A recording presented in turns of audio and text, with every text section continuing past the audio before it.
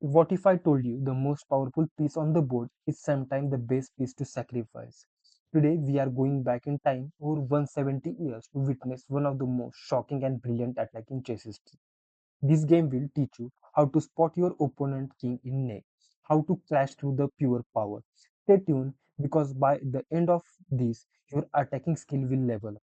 Hi everyone, it's Raj from Chess with Raj. Today we are breaking down the legendary final from the first American Chess Congress in 1857. It's Louis Paulsen versus immortal Paul Morphy.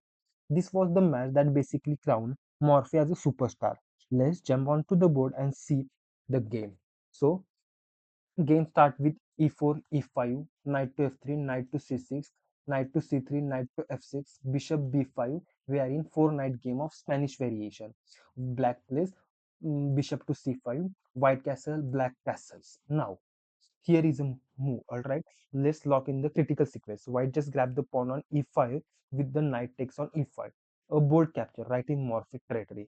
If you are black, your first thought is to take it back, right? But there is a problem. If you black does that,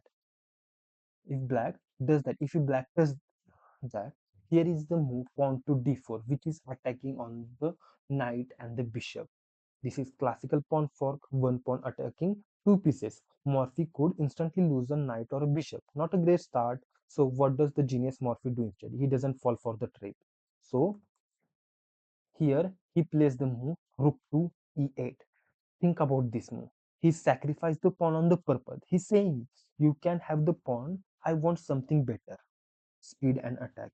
By putting his rook on the open file, he immediately attacked the knight. Now, white has to deal with the threat. Paulson's response is practical.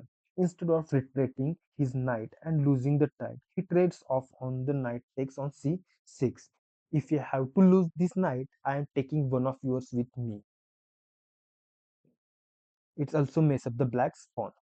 Now, black plays the move pawn to b5, which is attacking on the bishops.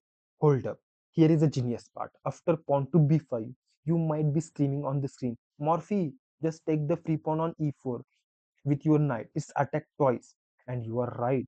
It's look a free, but great place. Ask a Morphy, ask one more question. What's the catch? If black take this pawn, which not a free pawn. There is a very devastating shot. Bishop takes on f7 with check. Here, bishop is attacking to the rook and the queen. So rook and the king. So king has to take this. Then white can take the free knight. After this, black also can take this knight back. But that's a killer queen check for king knight and the knight, not a knight, the rook and the king. But black lose a rook and get totally busted. So what the lesson? Never grab a free piece without 2 second safety check. Morphy avoided the tap first, kicking the bishops on the with the b5. Here b5. Only when the bishop is off of the dangerous diagonal did he safely take the pawn. After safely pawn. Um, This teaches us to look for our opponent's one dangerous idea before getting greedy in our games. This extra look for a tactical counter shots will save your blunders, help you spot your own winning trap. Always think, if I take this, what's the best trick? You might be think, why not maintaining the pin on f7 by putting bishops on b3? Here, you might also think, why he doesn't play the move like bishop to b3, which is maintaining the pin on this diagonal. If white does that, there is a very great move bishop to g4 attacking on the queen. So queen has to move, queen will be moved there. Then one more great move like pushing the pawn on b4 attacking on the knight. If as a knight moves, there is a move bishop rook to e4 and the queen is trapped. So you have to think before the playing any move.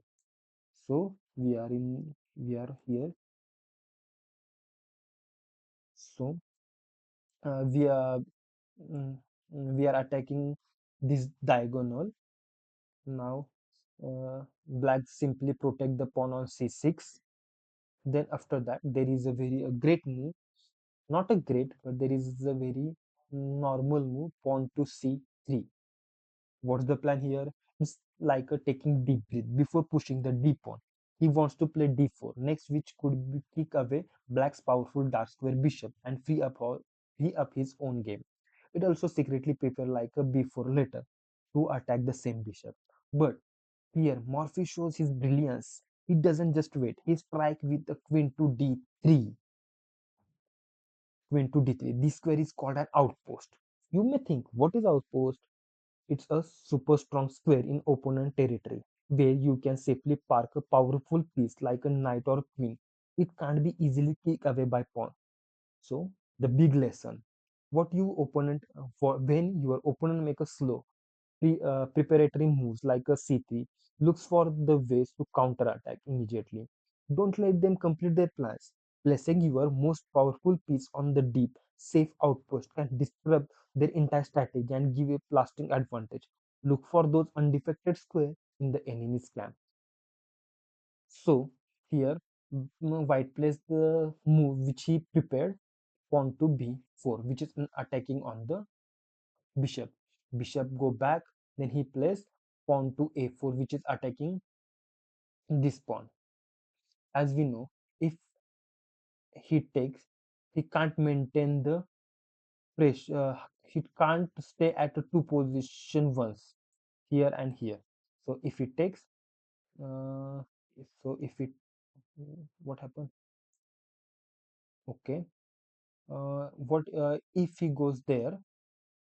You might be think if he goes to pawn to a6, and if he takes, there is a little trap again, so he can't take. So the best move is to take it back. He take with the queen. After that, mm, we are attacking twice on the c6 pawn, so he defended with this bishop. Now here is the move, which is rook to a2. This move like feel like a inaccuracy. It is a passive wait and see. This move against a dynamo like a like a Morphy, waiting is a dangerous. Morphy activates his last sleeping piece to rook e8, which is a great move. Mm, Look at this now. Every single one of Morphy's piece in the game. His bishops like a snipers aiming to the knight king. His rooks are double on the open file, ready to swing over. This is maximum pressure. And here is a critical warning. In this exact position, White has a super careful. If he just plays a random thoughtless move, boom, Morphy has a devastating trap. If White plays move like bishop, queen back to the c2, attacking on the queen, here is very a devastating trap. Knight queen takes on f1 with the check. He has to take, and the rook deliver the perfect checkmate. So here White has to be very clear, full clear. So White plays the move to a6, queen a6, which is attacking on the queen on d3. Now, what you play here? The most powerful move or a brilliant move, which is queen sacrifice, which is a queen sacrifice. Why this move is best? Think before, think what the move, the brilliance, the art of Morpheus. After White takes the queen with his pawn, there is an immediate check to rook to g6. White king has to move, he move, then there is a bishop to h4, h3, which is attacking on the f7, f1 rook. So rook has to move. Rook moves to d1 and stop the video. think about what the continuation. There is a checkmate in 6, so find out the moves. Practice. If you do the practice, if you think your game will definitely improve, you have to think, uh, what can the Morphy do, what can the opponent do, what can Paulson do. So this game will improve your critical thinking. So let's go forward. I think you think for 2 or 4 minutes. Let's. Here is a move. Rook, bishop check. After that, bishop take the free pawn. Then white has a two choice. Move, going on f or h file. White choose f file. So there is a bishop to g2 check. King to g1. Queen. The discover check. After that, queen to h1. Kings to h1. Then the basic moves. Why black has to sacrifice his queen. He take the queen. After that, he take this free, not a free. He sacrifice his queen. And after that, here is a move rook to e2, which is defending the bishop. And here is a rook a1. Here is a move rook to h6, pawn to d4, and here is a very great move. Bishop takes on the e3. Louis Paulsen resigned. His king was in a cage. His piece were separated on the queen side, and mate was absolutely inevitable. Now see the mate. If white takes the bishop, then there is a checkmate in two. So here Paulsen resign. So, what you take from this 170 years old game and use today? First, the mindset. The Morphy was a calculator psychologist. He didn't just see the piece, he saw imbalance. The moment he had more attackers than the Paulson and defenders around the king, he knew it was the time to hunt. Your most important attacking skill isn't memorizing move, it's learning to count. Attackers versus defender. If you have more firepowers, launch the attack. Second, the principle, activity or activity over material. Morphy gave up a pawn early for rapid development. He later sacrificed his queen to open king's position. He understood the activity of piece pointing at the enemy king are worth more than their point to the score sheet. Final, the pro tip. Always ask Morphy questions. What's the catch? Before you grab that free pawn or a piece, pause. Ask, what is my opponent one best tactical shot in reply? This single habit will save you from a countless blunders and help you to spot your own winning sacrifice. I want to hear from you. When you pause, did you see the queen sacrifice coming? What the coolest sacrifice you have ever played or seen? Drop your stories and answer in the comment below.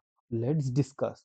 If this breakdown help you to see chess attack in a new light, do me a huge favor. Smash that like button and subscribe the Chess with Raj. It fuels the channel and helps me bringing you more game. Thanks for watching. Check the description for more information. Bye bye. See you again in the game.